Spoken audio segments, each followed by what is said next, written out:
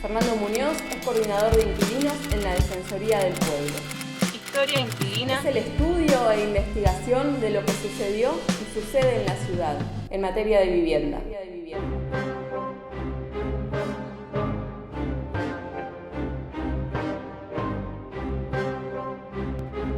2006, noviembre. 2006,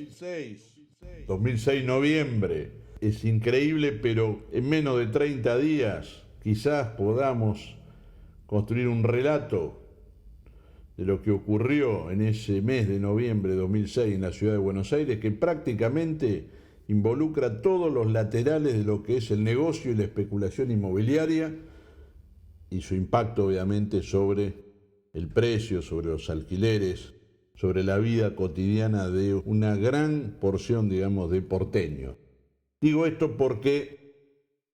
el 2006, cuando ya prácticamente quedaba lejos la crisis del 2001 y nuevamente los negocios volvían a tener el orden y el progreso que esperan los especuladores, prácticamente la construcción, el boom de la construcción en la ciudad de Buenos Aires se concentraba en 3 barrios: Palermo, Caballito y Belgrano. Eran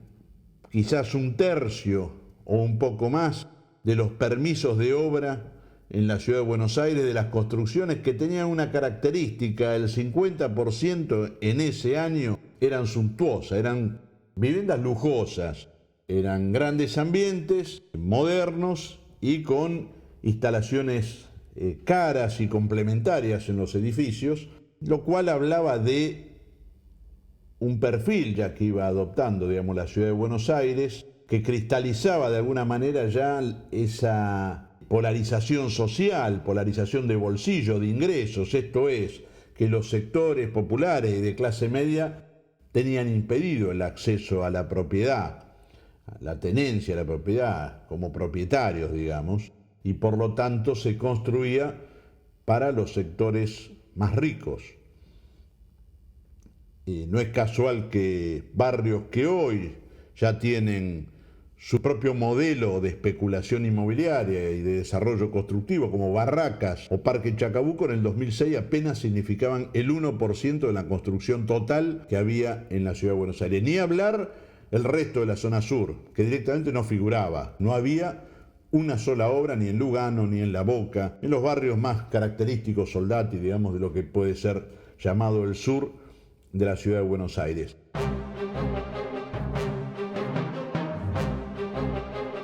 ...2006...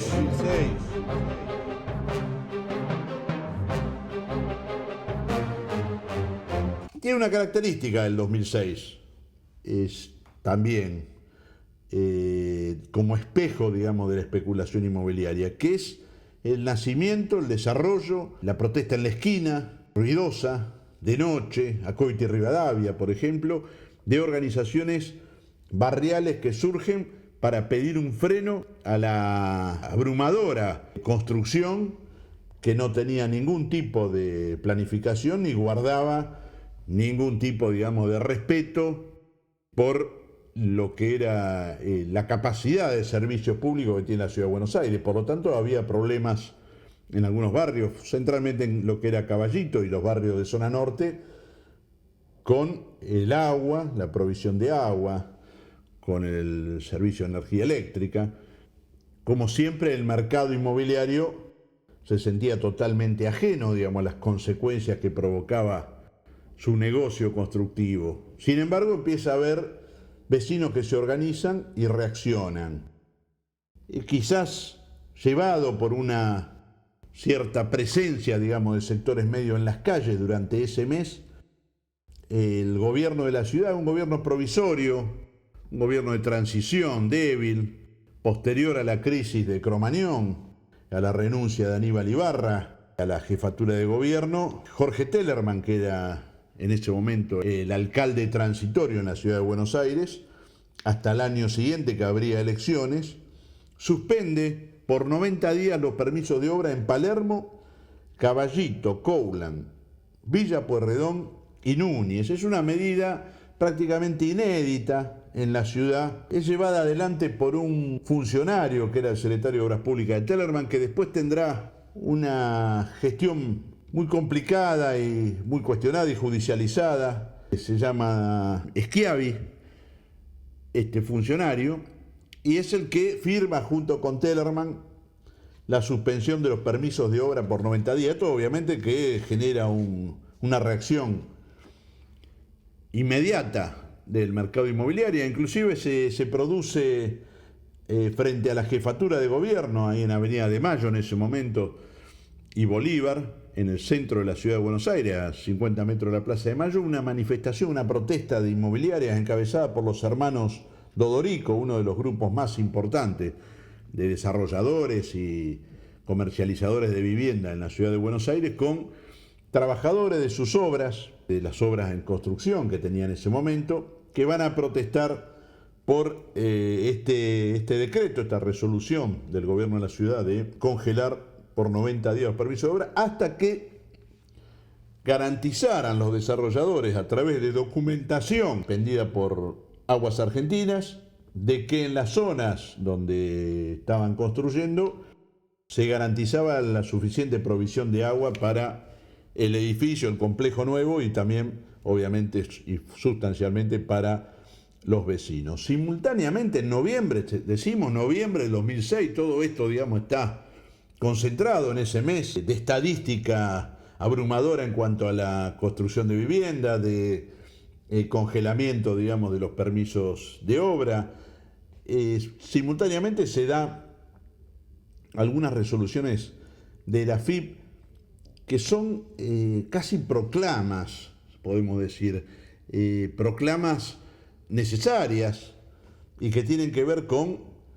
el blanqueo de muchísimas propiedades, de estas justamente que se multiplicaban en forma constante en la ciudad de Buenos Aires a través de la construcción y se desconocía quiénes eran sus propietarios. En general comienza en esa etapa ya la formación de SRL o sociedades anónimas, esto es, construcción a través de personerías jurídicas, pero que tienen obviamente titulares, formadores de los directorios o presidentes de esa SRL, que son los verdaderos dueños, y que ni la Inspección General de Justicia, ni el Registro de Propiedad Inmueble, que es el que, como dice su nombre, el que registra la titularidad, tenían forma de saber quiénes eran los verdaderos dueños y cuántas viviendas tenían, cruzando, digamos, la información con su participación en las empresas. Por lo tanto, la AFIP plantea controlar a los propietarios de más de 100 metros cuadrados a través de la información que dieran los administradores, sobre todo aquellos que pagaban un límite de, o mejor dicho, un piso de expensas, digamos, lo que hoy decimos expensas muy caras. En ese momento creo que eran de 400 pesos, estamos hablando del 2006, y podrían ser expensas de hoy de 8.000 pesos, de 7.000 pesos para arriba. Le pide a los administradores de edificios, de consorcios, que informe quiénes son esos titulares. Bueno, eso generó una gran reacción, respuesta corporativa, como suele suceder cada vez que el Estado plantea algún tipo de norma que le fije un límite, digamos, a la ganancia, a la renta y a la evasión impositiva que tiene el mercado inmobiliario. Bueno, esto generó que prácticamente todas las corporaciones ligadas y todos los sellos de asociaciones ligadas a ligas de propietarios, administradores, consorcistas, cámaras inmobiliarias, reaccionaran negativamente diciendo que se estaban metiendo con una información vital que podía ser hasta riesgosa en términos de seguridad, que era la titularidad de las propiedades privadas, y que el gobierno no se tenía que meter. 2006, noviembre. Solamente lo respalda claramente a la AFIP el decano de la Facultad de Derecho. Esto es, la autoridad académica del derecho plantea que por fin la AFIP sale a controlar y a saber realmente quiénes son los propietarios, los dueños, los inversores en estas viviendas,